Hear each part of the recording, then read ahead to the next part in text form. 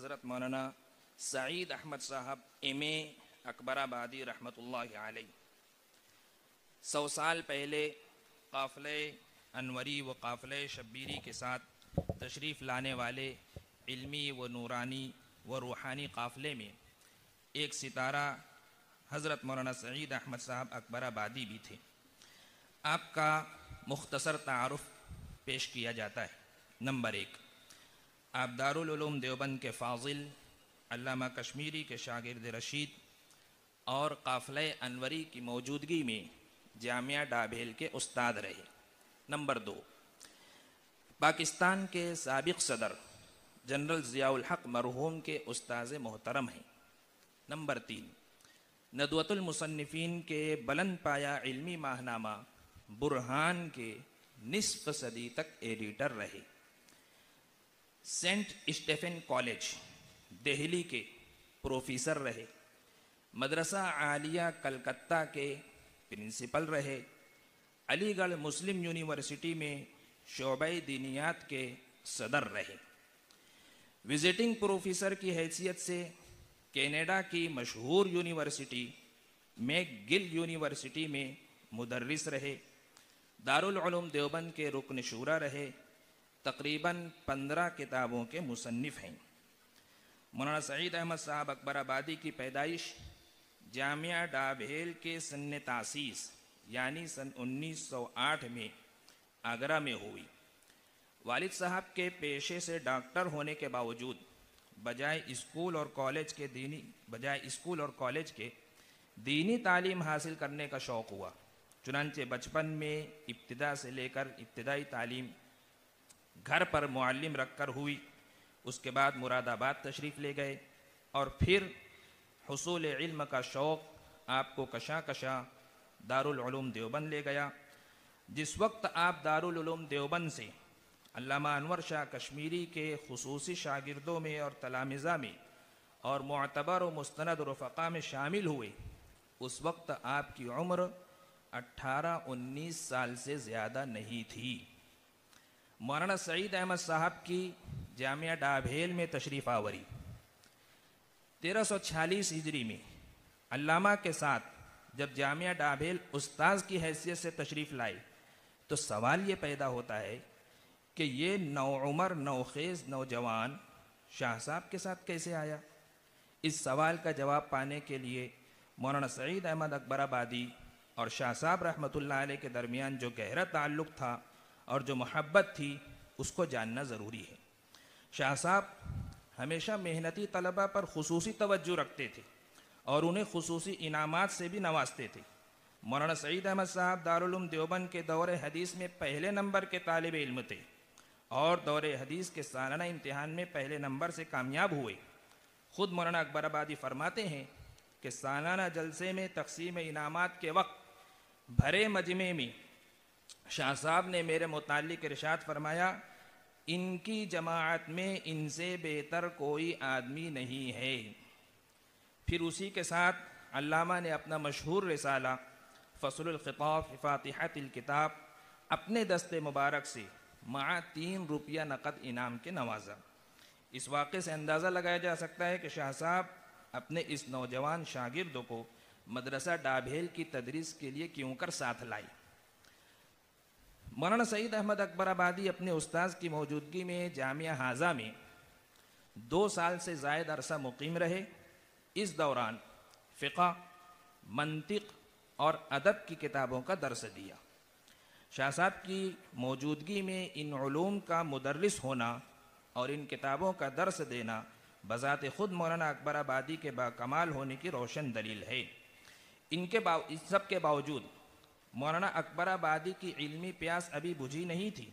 آج کے زمانے کے نوجوان فضلاء کے لیے ایک عبرت کی چیز یہ ہے کہ مولانا اکبر آبادی نے قیام ڈابھیل کے زمانے میں بھی تعلیم حاصل کرنے کا سلسلہ جاری رکھا اور پنجاب یونیورسٹی لاہور سے مولوی منشی اور ادیب فاضل کے امتحانات پرائیویٹ طور پر پاس کیے۔ اس سے مولانا اکبر آبادی کا عربی زبان و ادب سے خصوصی شغف اور دلچسپی کا بھی پتہ چلتا ہے۔ جامعہ ہی میں رہتے ہوئے مولانا کی شادی ہوئی اور نکاح علامہ انور شاہ کشمیری رحمۃ اللہ علیہ نے پڑھایا۔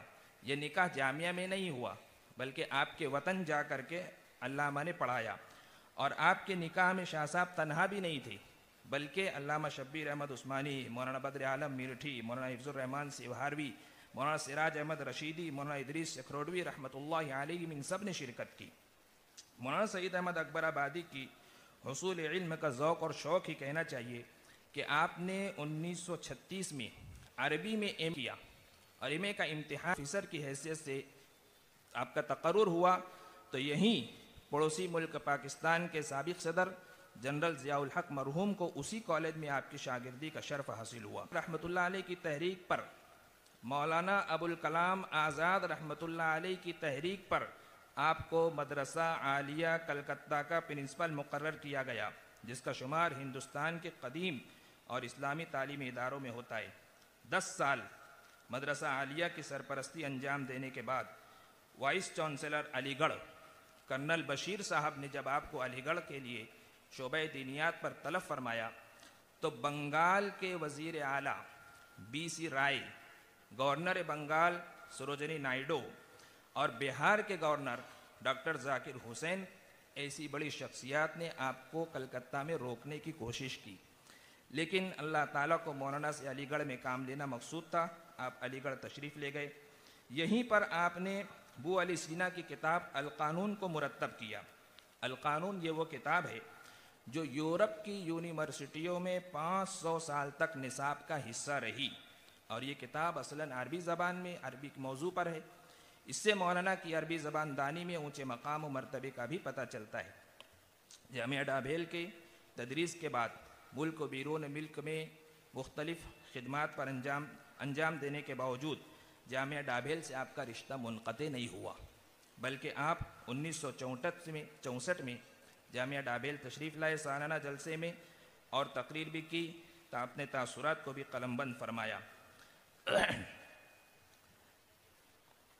مولانا سعید احمد اکبر آبادی کی تصانیف بھی ہیں، جس میں سے آپ کی تصنیف فہم قرآن 200 صفحات پر، غلامان اسلام صدیق اکبر 450 صفحات پر، وحی الہی، الرق فی الاسلام، عثمان ذی النورین، مسلمانوں کا عروج و زوال، مولانا عبید اللہ سندھی اور ان کے ناقد، اس طرح متعدد کتابوں کے آپ مصنف اور مؤلف ہیں۔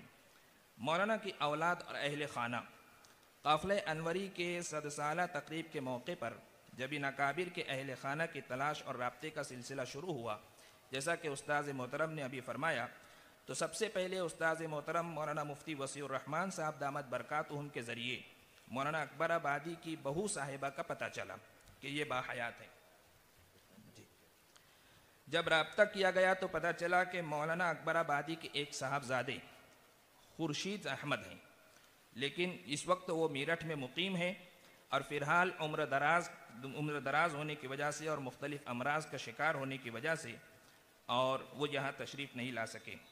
مولانا اکبر آبادی کا انتقال پاکستان میں ہوا، اور اپنے استاذ محترم مولانا مفتی شفیع صاحب دیوبندی رحمۃ اللہ علیہ کے پہلو میں آپ آسودہ خاک ہیں۔ جامعہ سے سبکدوشی اور رخصتی کا واقعہ، مولانا جب ڈابھیل تشریف لائے تو آپ بالکل نوجوان تھے، شادی بھی ہوئی، اس وقت صرفہ جو ہے وہ بڑھ گیا، آپ نے تنخواہ میں اضافے کی درخواست کی، لیکن وہ منظور نہیں ہوئی متعدد مرتبہ، تو آپ نے جانے کا فیصلہ کر لیا، اور پھر اس کے بعد شاہ صاحب رحمۃ اللہ علیہ کے جو ہے خدمت میں تشریف لے گئے۔ آپ کی جدائی کا شاہ صاحب کو بہت قلق رہا۔ بہرحال ہم دعا گو ہیں کہ اللہ تبارک و تعالیٰ حضرت مولانا سعید احمد صاحب اکبر آبادی کی جملہ خدمات کو قبول فرمائے، اور آپ کے جو متعلقین باحیات ہیں اللہ تعالیٰ ان کو عافیت تامہ و دائمہ نصیب فرمائے۔ حضرت مولانا